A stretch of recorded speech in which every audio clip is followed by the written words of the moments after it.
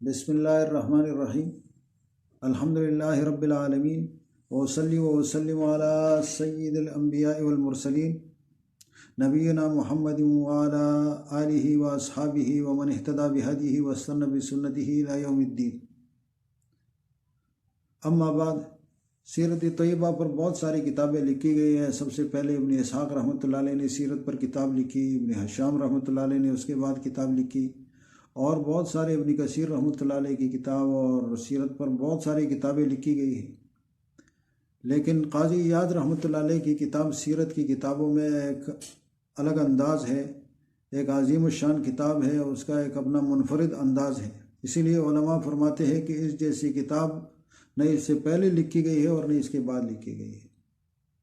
حاجی خلیفہ رحمۃ اللہ علیہ کشف الظنون میں فرماتے ہیں وَهُوَ کتاب عظیم النفع، بہت عظیم نفع کی کتاب ہے، کثیر الفائدۃ، بہت فائدے والی کتاب ہے، لم یؤلف مثلہ فی الاسلام، اسلام میں اس جیسی کتاب اور کوئی نہیں لکھی گئی۔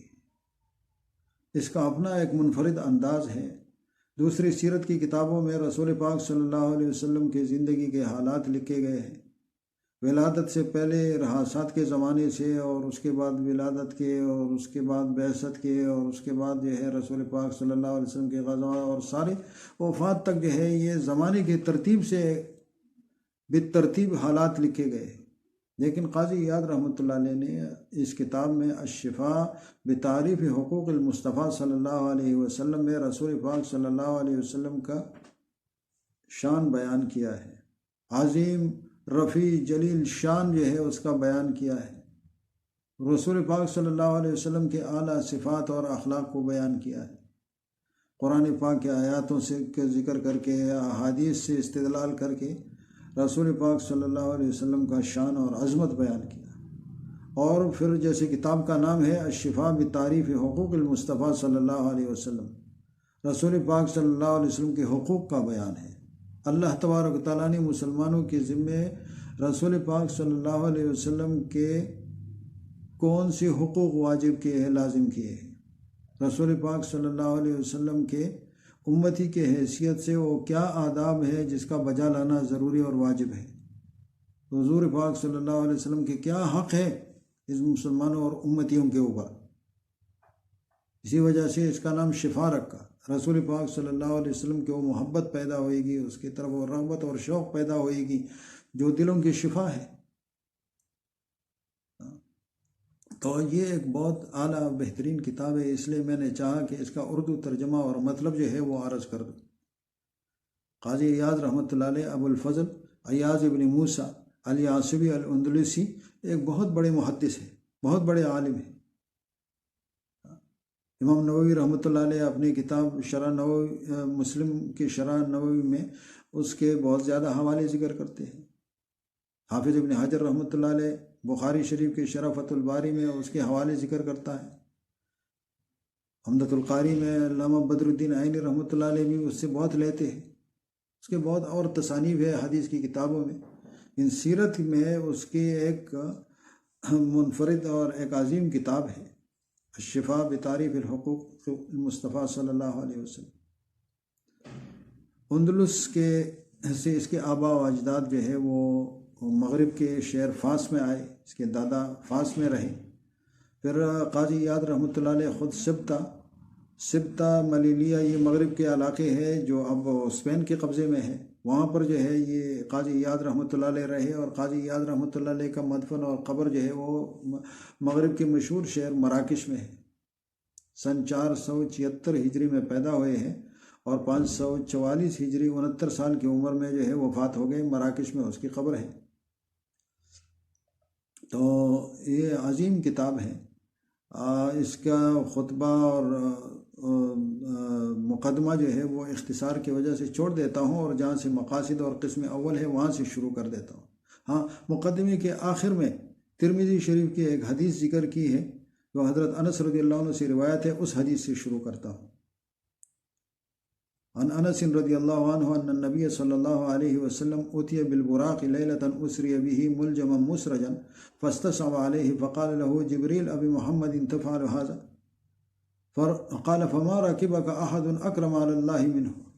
قال فرفض عرقا۔ حضرت انس رضی اللہ عنہ فرماتے ہیں کہ نبی پاک صلی اللہ علیہ وسلم کے لیے براق حاضر کیا گیا، وہ سواری جس کے اوپر جو ہے سوار ہو کر رسول پاک صلی اللہ علیہ وسلم اللہ پاک کی ملاقات معراج میں تشریف لے جا رہے تھے۔ ملجم مسرجن، لجام لگا ہوا جو منہ میں ڈالتے ہیں لگام، اور سرج جو ہے وہ زین کو کہتے ہیں، سرج اور زین اس کسا گیا، جو زین اس کے اوپر سواری کے اوپر بچھاتے ہیں جس کے اوپر سوار آرام سے جو ہے وہ بیٹھے۔ تو ملجمن مسرجن فاستصعب علیہ، تو سواری کے اندر دشواری محسوس ہوئی، یعنی اس کے وہ حرکت بند نہ ہوئی کہ آرام سے جو ہے وہ سوار اس کے اوپر سوار ہو جائے اور پھر روانہ ہو جائے، بلکہ اس کے اندر ایک اضطراب اور حرکت جو ہے وہ موجود تھی۔ اور یہ حرکت کس وجہ سے تھی؟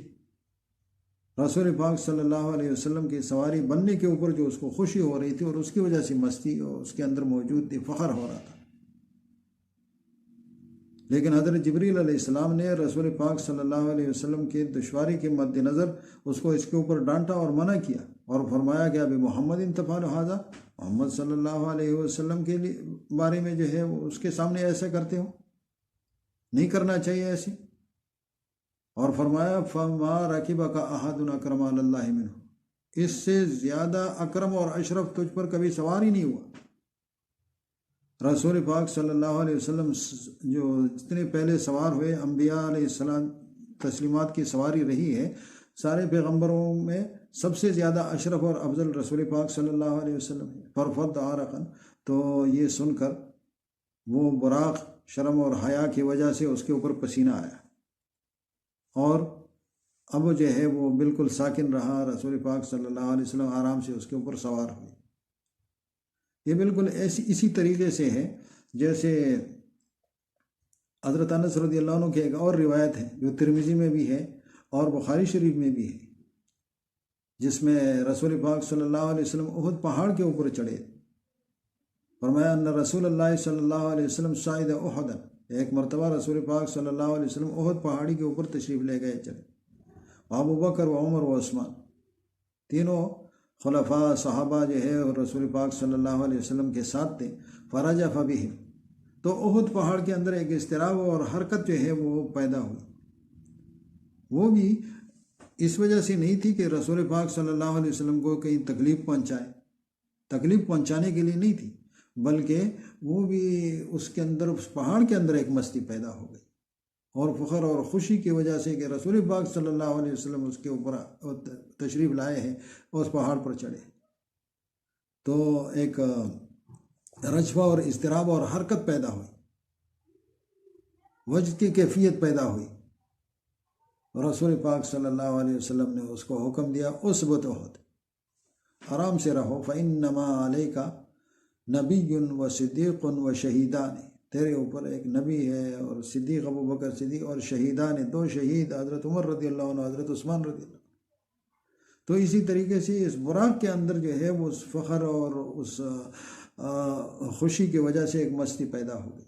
تو یہ حدیث مقدمے کے آخر میں حاجی یاد رحمۃ اللہ علیہ نے اپنی کتاب شفا کے اندر ذکر کیا، اور اس کے بعد جو ہے وہ مقصد اول، قسم اول شروع کرتے ہیں، جس حدیث کے اندر جو ہے اس بات کا حضرت جبریل علیہ السلام نے جو ہے وہ فرمایا اس میں کہ رسول پاک صلی اللہ علیہ وسلم سب سے زیادہ جو ہے وہ اشرف اور افضل جو ہے رسول پاک صلی اللہ علیہ وسلم، جتنے بھی اس براق کے اوپر سوار ہوئے پیغمبر، سارے پیغمبروں سے اعلیٰ اور افضل ہے، بلکہ سارے مخلوق سے، جب سارے پیغمبروں سے افضل ہے تو تمام مخلوق جتنے جو ہے وہ فرشتے ہیں، جنات ہیں، انسان ہے، جیسے فرمایا بعد از خدا بزرگ ہوتے، یہ قصہ مختصر۔ رسول پاک صلی اللہ علیہ وسلم اللہ تبارک و تعالیٰ کے بعد اسی کا مقام ہے، سارے مخلوق کے اندر اشرف اور اعلیٰ اور بہتر ہے۔